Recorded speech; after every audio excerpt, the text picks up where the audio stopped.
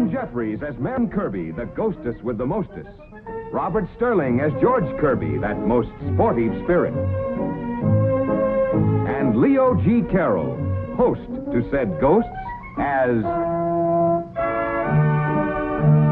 Topper.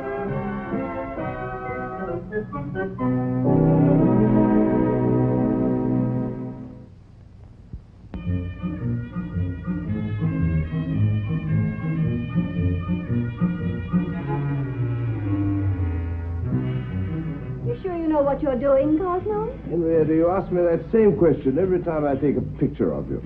And not without reason, Topper.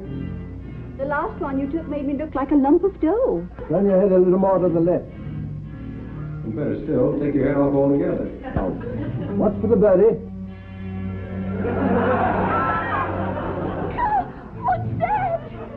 What's that? That's an eagle, dear. National bird of our country. I know, but where did it come from? Oh, under the hood. Producing it suddenly is guaranteed to give the customer a look of pleasant surprise. It's no use, George. The man's got more excuses than alibi eyes. Stop that. I didn't do it. They went on by themselves. You haven't got half enough light. Must have been a short circuit. Now, hold still a minute. This will give the picture a little variety. Excuse me, ma'am. Well, that ought to make a nice action shot. There wasn't enough light anyway. What time would you like dinner? As soon as we finish here, Katie. Very...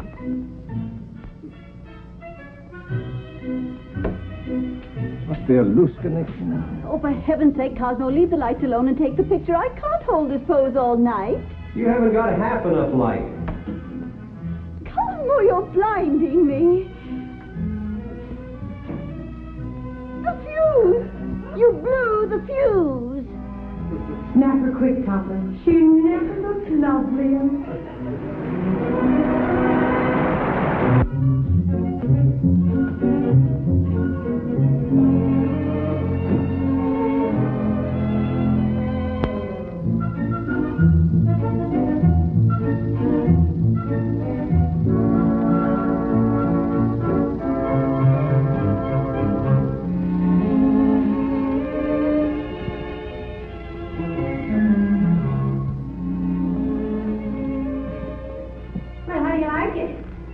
Fabulous.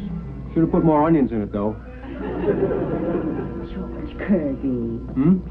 Look at me. Don't you notice anything different? Putting on a little weight, aren't you? George Kirby. You said that before, dear. Any other man looking at me would say, Marion, you look absolutely ravishing in your new hat. Oh, is that a new hat? Yes, it's a new hat. Wear it in good health, dear. Can't you even pay me a teeny compliment? What's eating you? I go out of my way to make myself beautiful for you, and you don't even know I'm alive. Well, you're not, are you?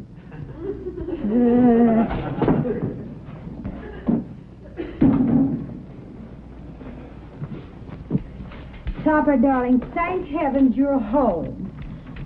What's wrong now? Oh, it's George. He's insufferable. He's insulting, he's boorish, he's unmannerly, and he's unbearable. Lovers' quarrel? He doesn't even know the meaning of the word love. I loathe him. I despise him. Topper, darling, on your way to the bank in the morning, would you return this to the millinery shop for me? It's right on your way. But Marion... Well, all you have to do is put it back in the window. They probably won't even know it was missing.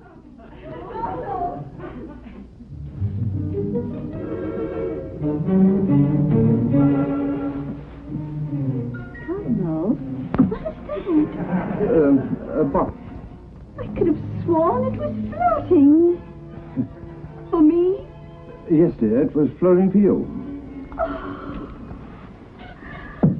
Oh, I love a surprise.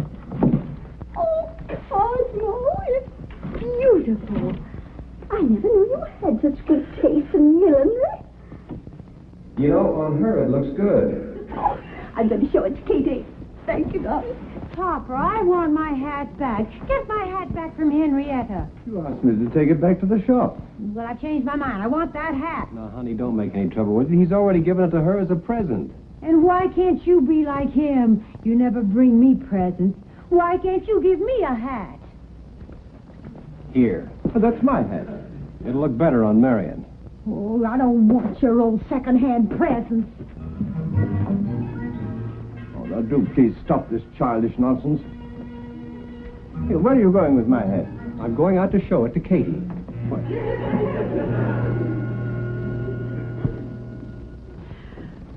Carlo, Yes, aren't you tired? Yes, Well, why don't you go to bed? no, thank you, dear. I'm not a bit tired. Besides, I want to see who committed this murder. All right, dear, but don't stay up too late. Oh, it couldn't have been him. Good night, dear. Please get off my book. I'm not on your book. I'm on your lap. Well, my book's on my lap. Topper, darling, don't argue. I'm unhappy. What's the matter? Have you been squabbling with George again? Topper, he doesn't understand me. Well, why don't you go and explain yourself to him? Let me finish my book. I know what I'm going to say. It sounds shocking, but... Well, I'm thinking of leaving George. Not thinking of leaving him here, I trust. I don't think you realize how serious this is. What would I do? Well, let's have no more of this nonsense. George is her husband, for better or worse, for richer or poorer. Until death do you part. Oh, I know all that, but... What did you say? I didn't say anything. You're doing all the talking. Until death do us part. Topper, George and I... Come on, Neil. Stop wobbling like that, will you? Oh, but darling, the difference in our ages means absolutely nothing. Darling, wait. Topper! What? Well, I never would have expected it of you. Well, now look here, A man George, of your age. Reading those trashy 10-cent mystery novels. What do you think of our lush hound? Not only kills a bottle of cognac, but tries to play the Undertaker, too. I caught him burying the bottle. Hey, Marion, this dog's going to have a monstrous thirst after all this cognac. Winds up a batch of martinis so he can sort of taper off. You and your intoxicated friend can attend to your own affairs, Mr. Kirby. Do we know this woman? No? Well, then you go over and kiss your Uncle Topper, and I'll mix a batch of martinis. Oh. Please take this beast away. Marion, call him off. It's Mr. Kirby's dog, not mine. Hey. What is all this Mr. Kirby business, honey? You will please address me by my maiden name, Miss Cook. Miss Cook. Marion, what's come over you? Until death do us part. Don't you see, Topper? George and I aren't married anymore. What, not? This is ridiculous. Why, not in the least. And I'll thank you to move out of our room. My room. Oh, don't thank me. Thank you. What do you mean? So, we're no longer married. Now, just a moment, you two. No. Splendid. In fact, bully. Just answer me one thing. Who gets custody of the dog? He's yours. As a matter of fact, I don't care if I never see either one of you again. Oh, that's fine. I know somebody who will be delighted to take us in. A cute little red-headed ghost. Met her in the movies one night. Oh, you two timing. I've always suspected you. Just a minute. If you so much as look at another ghost, I'll...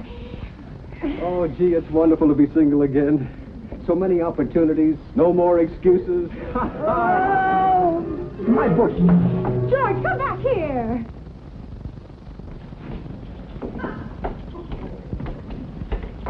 Cosmo, what's that book doing in the fire?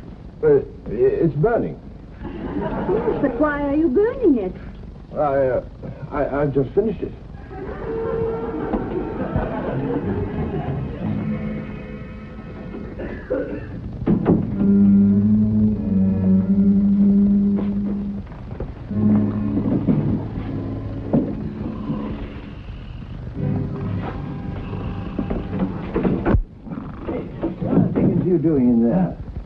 trying to sleep. Well, that's Henrietta's hope chest. Well, I hope I don't have to sleep here tomorrow night. Don't tell me Marion really went through with all that nonsense. She certainly did. She kicked me out of the room, insisted that I start courting her all over again. Oh, she didn't by any chance send you up here to find me, did she? She did not. I wish you wouldn't drag me into your domestic quarrels. Last night you cost me a mystery novel that I was dying to finish. Now I've got to go and buy another copy. Papa, what am I going to do? Well, you better go and marry that red-headed spook. Oh, I just made her up to put Marion in her place. Yes. Look where it's put you.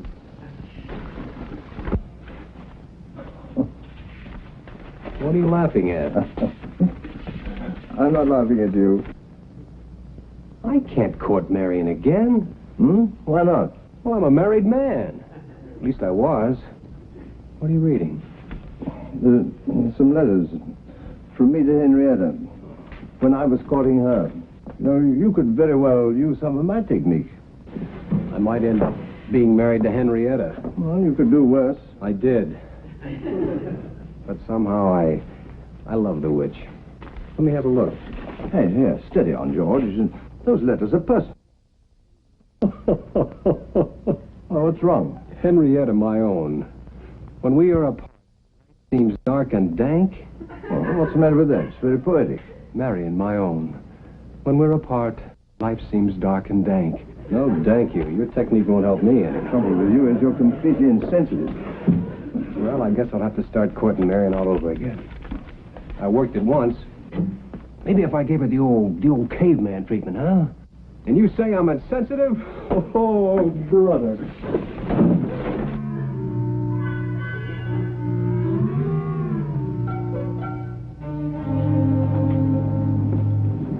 Cosmo, where did that book come from? The usual place, dear, a drugstore. You burned it. This is another copy. You mean to say you bought a second copy? Yes, I want to see how it came again. I must say you're not very economical. And you're not very observing either. Cosmo? Don't you notice anything different? Putting on weight, aren't you? Cosmo Topper. Yes, dear? It's the new hat you gave me for a present. Oh, well, wear it in good health, dear. Cosmo Topper, can't you take your nose out of that book long enough to pay me a tiny compliment? What did you say, Henrietta? I got all dressed up today and tried to look my best, hoping you'd take me to lunch somewhere. Topper, make her give me my hat back. Cosmo, wouldn't you like to take me out? No, no. You needn't be so vehement about it. I had no idea it would be so distasteful to you to spend Saturday afternoon with your wife. Now look what you've done. She's perfectly right. All you husbands ought to learn to give your wives a lot more attention. If you hadn't reached for the hat. I hope she makes you suffer. I hope she finds a handsome, charming gentleman to take her to lunch. Preposterous. Don't you believe it? Look how I'm making George suffer. He's suffering all right. So am I. I want to read. Topper, you don't suppose he's serious about that redhead, do you? Well, it's quite possible. If I thought... If you thought you'd never have started this thing, telling me he's not your husband, throwing him out of your room. Cosmo Topper, I never expected to hear that from you. Suggesting that I share my room with a man who's practically a stranger. Oh, for pity's sake, I'm tired of both of you. And you needn't take out your bad temper on Neil. What's he doing here? He's a very literary dog. Always has his nose in a book. Come, Neil, before the nasty man bites you. Is Mrs. Kirby home? That's no way to treat a gentleman caller. Someone's playing tricks. Tell Mrs. Kirby Mr. Kirby is calling. What's the matter, Katie? There's no one at the door. Oh, that must be George. He's coming to court me. All right, Katie, I'll answer it. How do I look? You look ravishing. Thank you, sir. Good afternoon. Look at that. Rod! It was all alone. Well, why not? You've heard of flags flying, haven't you? Yes, Well, but I never heard of flags ringing. Have you a lady living here by the name of Mrs. Kirby? she resides here, but she isn't living. In there. Topper, listen, I have to humor her. She's very about this courting bit. Would you please announce me? Very good, sir. Joe College, madam. Hiya, baby. Give Daddy a hug. How do you do, Mr. Kirby? Oh, I beg your pardon. I forgot. You're looking radiant, Mrs. Kirby. Oh, come now. You've met Mr. Topper, haven't you? Oh, Mrs. Kirby's told me so much about you. All unpleasant. All right. Well, now that you've played your silly little game, perhaps you'll go away and let me read. Topper, darling, the young man and I want to sit in here. Will you entertain Mr. Kirby while I get my coat?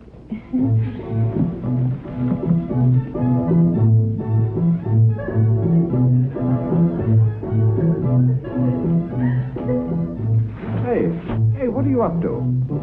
This is the middle of the day. George, what the deuce are you up to now? Oh, you don't have to bother entertaining me.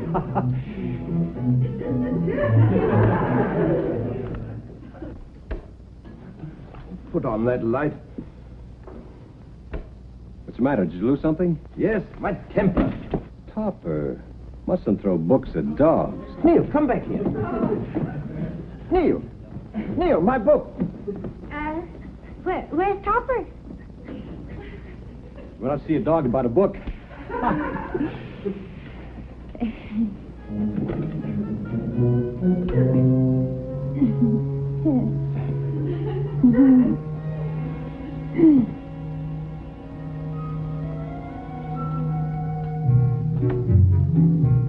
Don't you dare! What did I do? Neil dropped my book in the incinerator. Where's Mary? Marion, where are you? If that's no one again, they're going to get a piece of my mind. Where's Mr. Topper? Why, he's... Is that you, dear? Oh, you got company. That'll be all, Kitty. Yes, ma'am.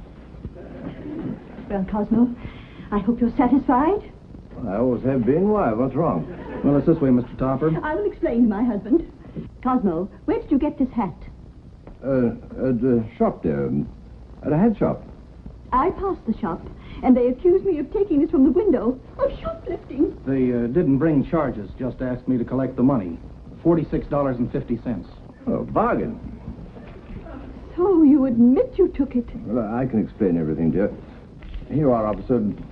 And a little something extra for your trouble. Thanks. I'm sorry, lady.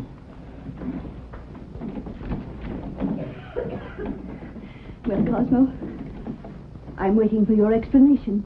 Well, you see, they told me at the shop that the hat was a steal. I suppose I guess I misunderstood them. You expect me to believe that? No, I guess I don't. Well, all I can say is, it's bad enough you're stealing things, but when I get arrested for it... Excuse me, ma'am, but I found this in the incinerator. Katie, put that back. I want things where I can find them. Why, it's that book again. You can't afford to buy me a hat, but you can buy books and burn them. Katie, you can have this hat. Why, thank you, ma'am. Henrietta.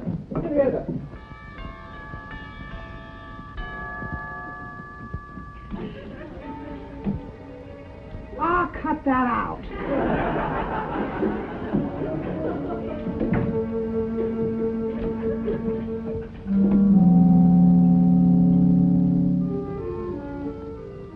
Oh, Marion! Marion! Me? No, they were for Katie, but as long as you have them, you can keep them. Won't you come in? Thank you.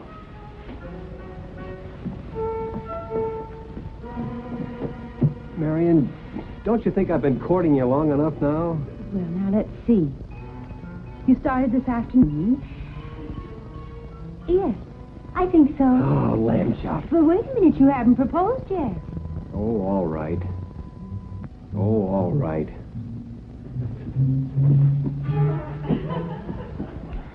Marion.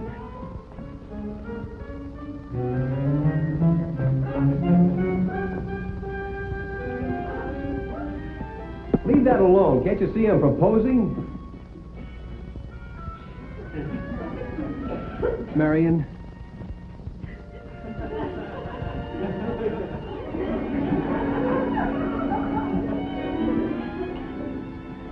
Cut that out. Oh, forget about the pill and go on with the proposing. Well, are you or are you not going to marry me? Kitty has on my hat. Well, what kind of an answer is that? And pay attention to me when I'm proposing. Well, you needn't yell at me. And you could be a little more romantic, too. Oh, all right. Marion, I love you. I've always loved you. Even when we were married. Oh, George. That was beautiful. Then you'll marry me? No, George. Well, why not?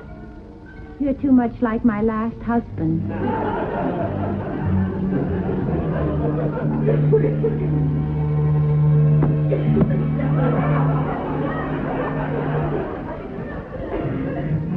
Okay, I'll fight back.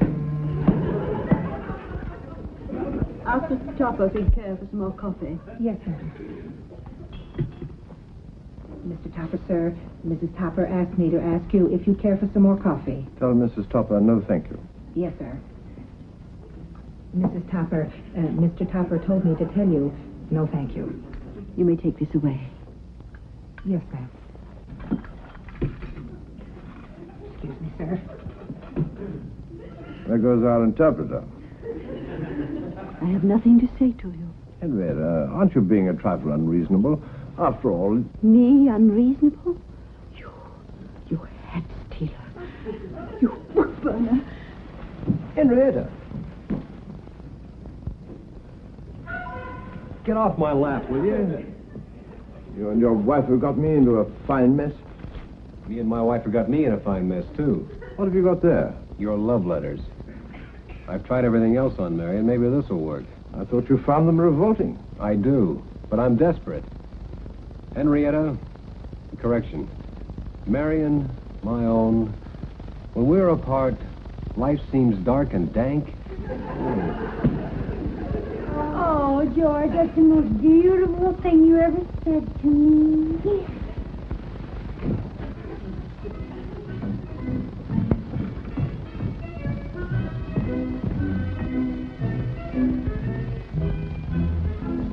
I forgot my sewing.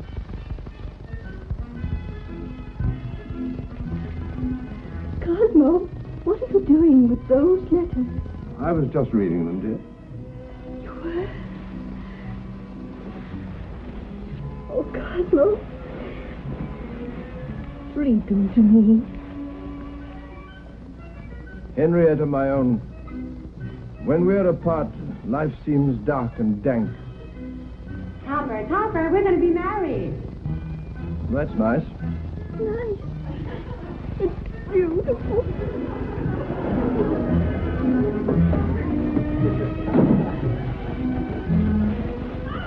Cosmo, what are you doing? I'm feeding the birds, dear. They're hungry. But the shoes. Well, that's to keep away the cats from the birds. The picture I took of you last week. Oh. Cosmo, who is this? I repeat, Cosmo, who are these people? That's